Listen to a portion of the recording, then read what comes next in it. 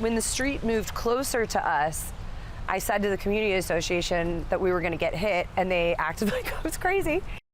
A Baltimore business owner says the addition of bike lanes in front of her business is creating more hazards on the road, including a car crash into her storefront. Fox 45's Jeff Abel joins us live right now with her concerns and how the city has responded to this issue. Jeff. Well, the city has long maintained that these bike lanes actually improve business. But that's a hard sell if you ask people like this business owner right over here, who says bike lanes and complete streets are putting her business at risk. At the Fringe Salon in Remington lately, A little crazy. owner Laura Schneider That's where they messed up. is keeping her eyes on the client Thinking that nobody was going to care about us enough to do anything about it. and her ears on the road. I have been in here being like, oh God, what if we got hit right now? Overnight 2 months ago, it happened. I was walking out to leave. A driver here on 28th Street came barreling into the side of her salon. As I was leaving, I saw brake lights all over the sidewalk. When the city redesigned this road last summer, it eliminated a lane of traffic, added parklets and a bike lane, and moved the remaining lane of traffic closer to her salon.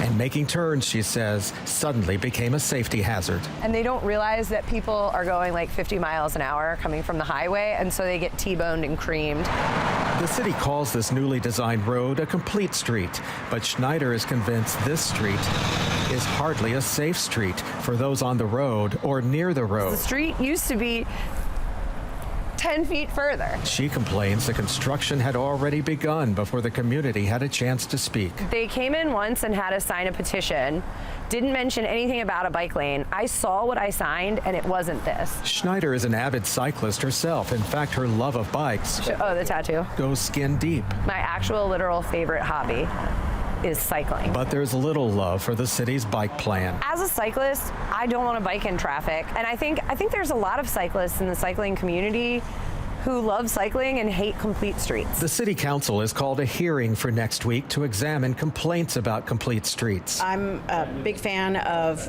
bike lanes as traffic calming, and I do think that we just have to have a better way of communicating all of this and making sure everybody's part of the planning process. At some point, we have to be like, this way isn't working. The city has now installed concrete barriers to help protect her business. Literally, my best friend used to live in the apartment upstairs. I think her car got totaled twice. But for Schneider, It's just true.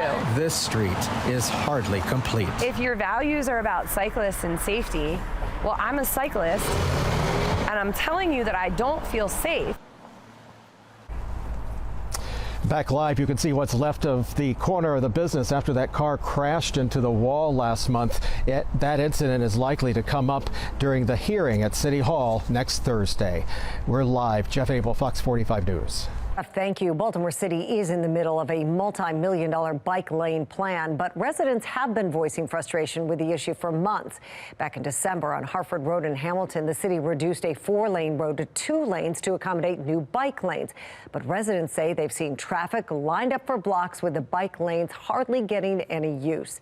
And last September in West Baltimore, 2 lanes of westbound traffic on Gwynns Falls Expressway or Parkway were cut to 1, leaving no lane for emergency vehicles. Former Baltimore Mayor Jack Young says he regrets a pro-bike lane proposal that he signed 5 years ago. My thought was that we need to have alternative for people who ride bikes to be able to get around the city, but not to the magnitude of this. You know, it's just totally ridiculous how they're building all these bike lanes, putting these flex lanes up, and the streets look a mess. Well, residents along Gwynns Falls Parkway say they aren't against bikes, but they want the city to stop building lanes on roads that can't accommodate them.